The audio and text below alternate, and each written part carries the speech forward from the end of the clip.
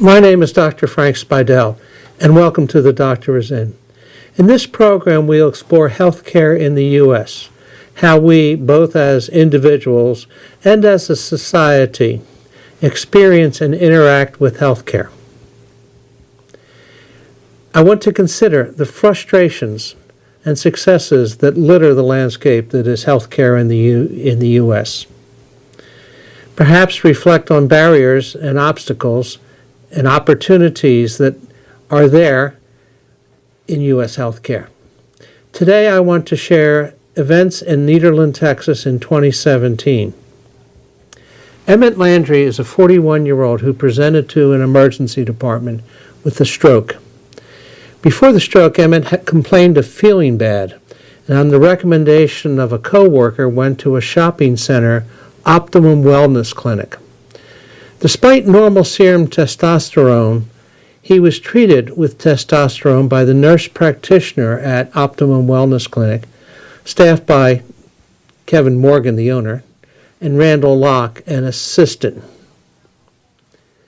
They were supervised by a physician as required in law in the state of Texas, Dr. James Hoyt Kern. Dr. Kern was 100 miles away in Houston. Now, this is a problem, not just in Houston, but nationally. There have been the evolution of wellness clinics, such as 25 again, in storefronts, where patients with normal lab studies are given testosterone and thyroid.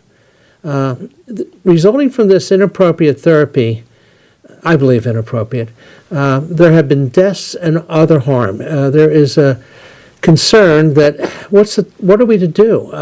These are difficult things. How do we decide the quality of information we're getting? I want you to consider Stanford, a Stanford dropout, Elizabeth Holmes, and her company Theranos. Elizabeth made billions of dollars. Her company Theranos was valued at $9 billion. It was founded in 2003 by Betsy, a 19-year-old wonderkin dropout, based on nanotechnology. In this nanotechnology, she claimed to be able to do 240 tests from a finger stick of blood on the machine that she invented, the Edison. This resulted this success of becoming the first female billionaire. Betsy became a cover girl. She was the next new thing. She was on the cover of Forbes, Fortune, Inc., Bloomberg Business, until John Carreyrou in the Wall Street Journal published an article in 2015 that revealed that Theranos was bogus, that the Edison machine didn't work.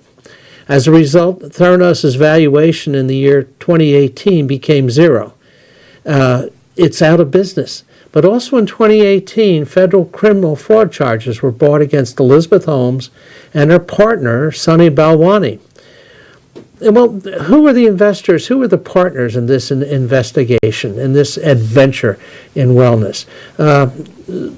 Partners were Walgreens, Mayo Clinic, Capital Blue Cross, and the investors. And these investors are investors to the tune of $100 million. The Walton family, Rupert Murdoch, Betsy DeVos, and the board members, the people that supervise this, Henry Kissinger, George Shultz, William Perry, Secretary of Defense formerly, Bill First, a cardiothoracic surgeon, Gary Ruffett, a retired Navy admiral, and Jim Mathis, we all know him as the retired Marine Corps general, ex-Senator Sam Nunn. Now, these are smart people. These are very, very smart people. So when we are deciding about the health care that we receive and our family receives, when we're confronted with all this well-marketed, strident packaging and claims of interventions, these shiny new things, how do we decide what is safe and what is effective? With me today to talk about this is my friend and resident wise man, Tom Kerrigan. Tom, how do you say about this? What are we to do? Who are we to believe? I mean, they all have white coats on and they all use these big words. What's a boy or girl to do out there? Frank, I'm not sure. First, thanks for having me. I appreciate you calling on your non-expert expert to come in and give an opinion from the I guess, layman point of view. The claims out there, the charlatans, they've always existed, and I think your examples here are pretty interesting ones. I think every guy has noticed advertisements to increase their virility, make them strong and lean and healthy and youthful. Pretty tempting offerings. These offerings will always be there. They'll never go away. I guess there's ways of discerning as a consumer, is this something that's good for you, something worth doing? If something's too good to be true, it's probably not true. However, there have been many, many treatments that didn't exist in the past that have helped people and do. So how do you know that this is the right, that's something that's going to be beneficial? At some point, we depend on experts. And let me back you up for a second. It sounds like you're starting off by making an argument for a healthy skepticism. You said, if something's too good to be true, maybe it is too good to be true. I prefer to believe it's true, Frank, but it isn't. I do too. I'm always looking for that pill that can make me thin and trim again. But I have to be skeptical about that pill. There's a wonderful, I call it Kurt Gödel's paradox, exemplified by the statement, this sentence is false. I'm going to say something right now, and I invite people out there to consider that maybe I'm talking through my hat too. Again. Again, I repeat myself. But several people, Carl Sagan said this, extraordinary claims require extraordinary evidence. And he was just paraphrasing a wonderful 18th century mind, mathematician, the Frenchman Pierre Laplace, who said the weight of evidence for an extraordinary claim must be proportional to its strangeness. So when somebody says to us, I have a pill that I can put in your gas tank that'll give your car 200 miles to the gallon, I believe it immediately. I want to. Because I want to. Your point with Sagan, if it sounds too good to be true, you better have a lot of evidence to prove it. However, the human nature is such that you are going to believe, you're going to latch on to what you want to believe in. And the more important it is, the more likely you are to latch on. The more difficult it is to understand. As a doctor, somebody who's been in the business for an awful long time, Frank. I'm not sure how long you've been doing this, but it's got to be 2/3 of your life. You're at least acquainted with the idea that this makes sense. That you know about testosterone or serum levels and things like that. The rest of us just know, hey, I'm a little fat, I'm a little tired, I'm a little old. I understand individuals jumping to the conclusion that this will work. The second example that you gave, where Theranos provided a magic device that would do these unpleasant tests, 240 at a time, and you sent me information. It was amazing what havoc that wrought. Millions of people took tests, thought they had results, and they were BS. They just weren't there. And I understand a little clinic in a shopping center, strip mall, selling me something that I'm sort of responsible if I'm gullible enough to believe those things. And I do believe that, well, there's a medical society or there's the state that's going to check on these people. To a degree, I understand and trust those. But when you have a huge organization, as you were describing, where the brightest of the bright invested huge amounts of money, their board of directors, their reputation's shot because they fell in with this person. It leads you to that worry that how can I be comfortable that I'm making wise decisions? I saw something the other day, and this had to do with politics, but I think the thinking's the same. Almost half the people in the country didn't believe the information they were getting. They felt that no matter what it was from the particular politician, from the news organizations, they weren't comfortable that they were able to make good decisions because they didn't trust their information. I think that's wonderful.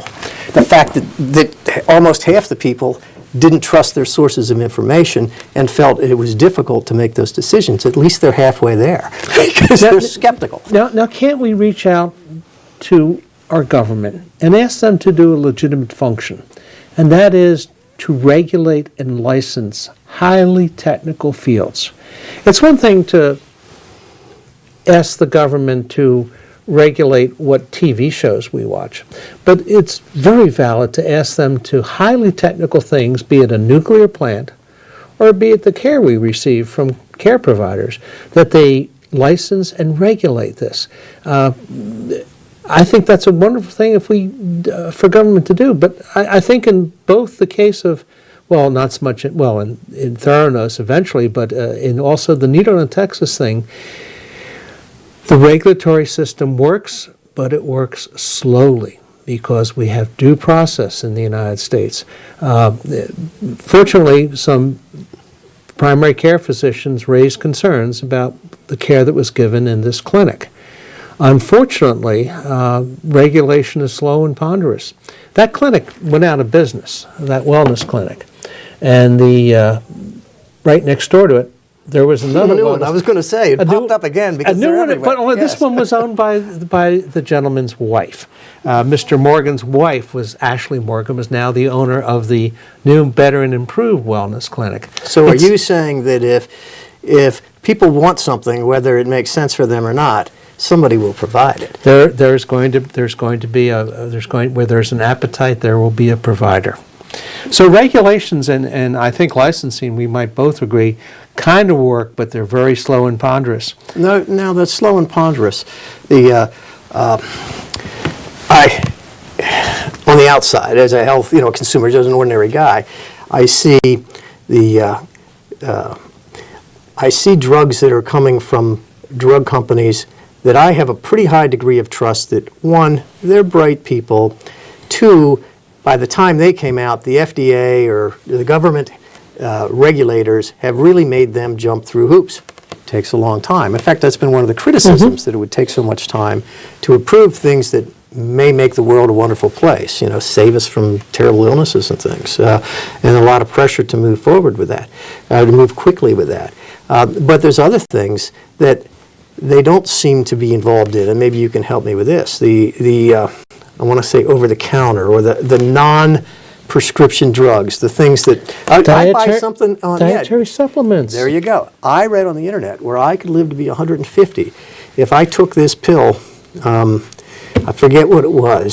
DHT. It was 4 letters, but it was only $30 for a 2-month supply. And I said, I'd kind of like to live to 150. So I got some of those, and I take them occasionally. You know what? The first week or two, I said, oh, I feel okay. Feel better. Did it hurt me? I don't think so, but maybe it will. But the problem of, do they do harm with the examples that you gave? Are they innocuous? Do they just make you feel better? Because maybe they do make some people feel better. Maybe they make most people feel better. Maybe they're placebos. And is that a harmful thing? And I think you make the good distinction. It's an endless task trying to investigate, regulate, and certify everything that we choose. I think the distinction, as you made, is that if these things have a significant chance of harm, then we need to have people looking at it on a regular basis, as opposed to something that is perfectly reasonably benign, like wearing a certain kind of T-shirt every day of your life will get you to live to be 150. Or like a copper wristband that gets rid of it. Does it work? Doesn't work? Who if cares it makes if you feel better, it doesn't make any difference. You should be able to do that. The big distinction, though, being is and both in the case of Theranos, where literally people were harmed by... that was fraud with real damage. Fraud with damage. And this storefront wellness clinic, there's a sea of suits out there that have occurred because of these fountain of youth clinics that have sprung up, where people will literally be given thyroxine and different testosterone analogs to make them feel younger and better, and despite normal lab studies. One of the proponents of this says in his very condescending voice, when he was being deposed, said, I don't treat lab values, I treat the patient. Well, you know, he's absolutely right. But when you treat the patient and you're ignoring a lab value that is normal, and we know that harm comes from that. And the other thing, too, that you sort of touched on, which is always a cause of concern, what are we to believe? Not every peer-reviewed journal is a good peer-reviewed journal. And unfortunately, just think about what's happened with opiates. There has been so much bogus literature reported because people were literally paid to do the research that showed the result that the pharmaceutical company wanted. And that's a sin. When we were talking earlier, I still to this day, I'm terrified to think that 31 articles by a Harvard cardiologist had to be retracted because he made up the data.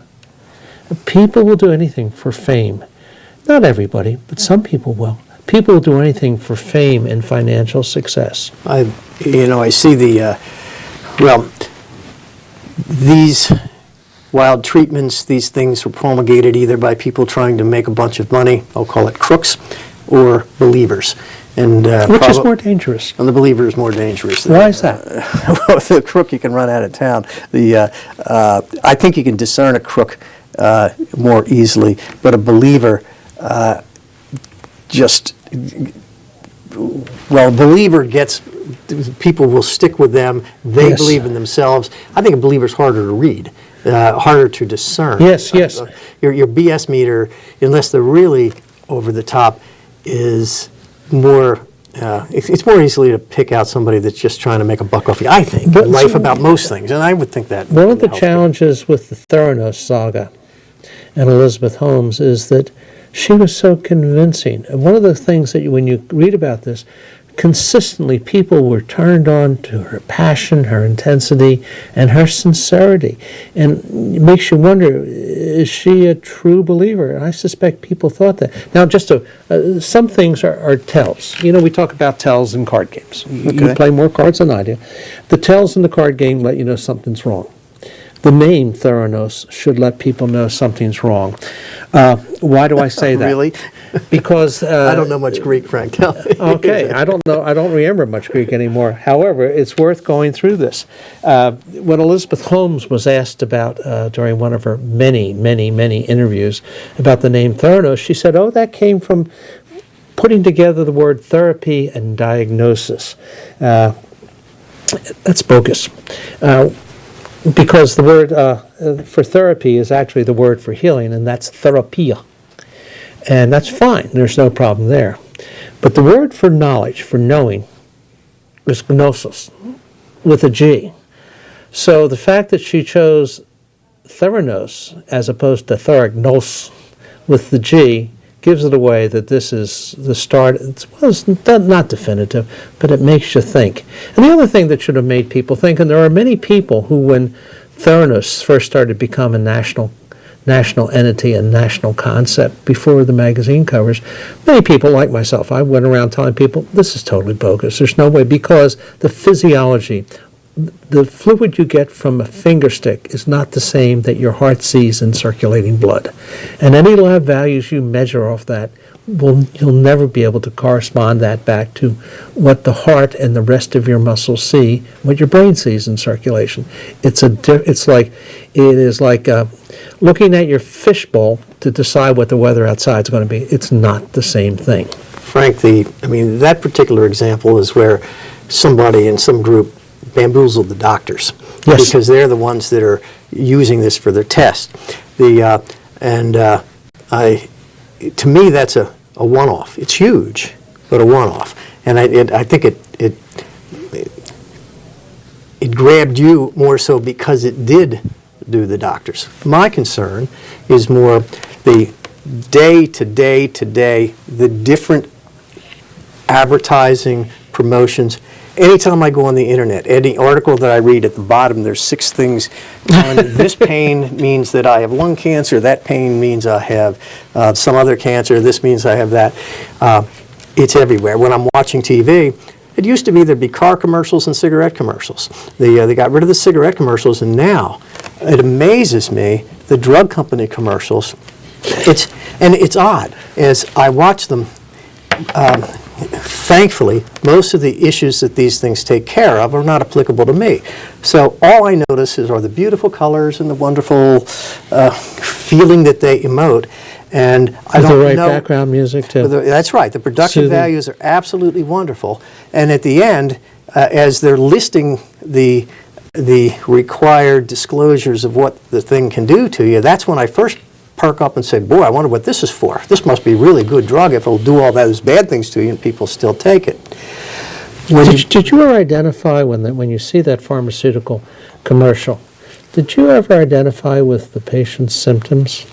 Feeling a little flat, out of it? That you need to be? I did not. I don't with those. I've been fortunate, but they spend a lot of money, and you know, when you told me we were going to talk about this, I did a little homework, and I saw the numbers like $6 billion a year in advertising from the large pharmaceuticals. The other thing that I saw was, for every buck that they spend on those ads, they get $4 in revenue. That's to me, that's when I ran a business, we looked for $3. If we were going to advertise, we better make $3. We better generate $3 in revenue for every dollar we spent in advertising. They're better at it than we were, as I can see. So are you saying advertising is bad? No, I'm saying there's pros and cons. Well, advertising, I believe, is good as a general measure. Advertising for drugs has been, they've been doing it forever. When I was looking this stuff up, I saw that in 1905, the newspaper revenues, almost half of it was for drug advertisements. And that's, the government first got involved in regulating the drug advertising in the early 1900s, and it evolved. But that's not going to go away. Now I guess it's in recent years allowed the direct advertising to the consumers, and I can see pluses and minuses. On the one hand, are these things needed? Does it lead to, I know that if I go to my doctor and say, hey, I need some of this, whatever it is, name a drug, that'll make me feel better, I saw it on TV, the doctor's either going to spend 5 minutes explaining to me why maybe that's not indicated for this, or what we're giving you already probably works, and you know, Tom, they're advertising it, but I don't have a lot of experience with it. FDA says it's okay, but by the time that 5 minutes is done of him explaining to me why I can't have what I've asked for, his other patients are backing up. So it's likely he's just going to hand it to me. I'm sure the stuff's safe. I'm pretty sure it's safe because these are things. Do I need it? I don't know. Am I spending money on it that maybe could be spent otherwise? I'm not against advertising pushing that. So on the one hand, it forces doctors to learn about the new drugs. I mean, there's so much new stuff. How do you guys keep on top of it? Well, if your patients are coming in saying, I want this drug or I want that drug, you better figure it out quick or they're going elsewhere. The other challenge that pushes onto the physician, to the care provider, be they a nurse practitioner, be they a physician, be they whatever in the hierarchy of care providers, one of the other things it forces onto us is to make a diagnosis. One of the great sins, I think, it's okay sometimes to make a diagnosis that basically says the symptoms. If I diagnose somebody with abdominal pain, that's a symptom. It's more meaningful to make the diagnosis abdominal pain secondary to acute appendicitis. And one of the challenges we have nowadays, I think, is that there's such a press with general awareness of I'm not feeling the way I should. Maybe there's something I should be taking for it. It falls to the physician to take the time, as you sort of alluded to take the time, not just to explain a pharmacologic intervention, but to make a good, solid, reproducible diagnosis for what's causing the patient's symptoms. That I feel weak can be everything from congestive heart failure to an anxiety-related disorder. And the spectrum of the appropriate treatment for going from congestive heart failure to secondary anxieties to a life change is huge. Well, so, okay, based on that, does that lead you to come to the conclusion that this advertising and exposing the public to, I mean, in their advertisements, they sort of explain this drug is good for that. Sort of the advertisements help? I don't know. Sometimes I worry, because that was one of my provocative questions I threw at you, because sometimes when I am watching this wonderfully marketed, shiny new presentation of this agent that's going to make my world better, sometimes I start feeling like, hey, I'm feeling some of that too. Feeling dissociated, feeling... Well, I mean, an ad will catch your attention, and maybe it brings you to the doctor, that's where the doctor's skill has to change and evolve to where he can take that visit. If it got me in, and maybe it is congestive heart failure. He says, this pill won't do it, but we need you to quit eating cheeseburgers. Yes.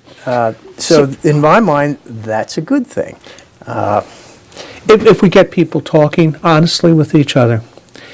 I want to thank you for being our guest today, Tom. You know, I don't have any good, simple answers for how do we find out the truth in the things that we are shown and exposed to and marketed every day. But one thing that helps, I think, is to have the concept of skepticism embedded deep. Regulation and licensing does help, and the other thing is to look for the barking dogs and canaries. People that kind of say, this doesn't work, this is crazy. The good medical correspondent can go a long way to making our world safer. Also, we have it in ourselves to do the research. Don't hesitate to use a library. Librarians are magnificent resources in our society. Smartest people I've known in my college years ended up making careers in libraries. And the other thing is I would invite people to ask and listen, and not just their care providers, but those wonderful, witty, and clever people that, if we're fortunate, we can surround ourselves with. Once again, I want to thank Tom for being here, being our guest non-expert today, and I thank you for participating and watching The Doctor Is In. Thank you.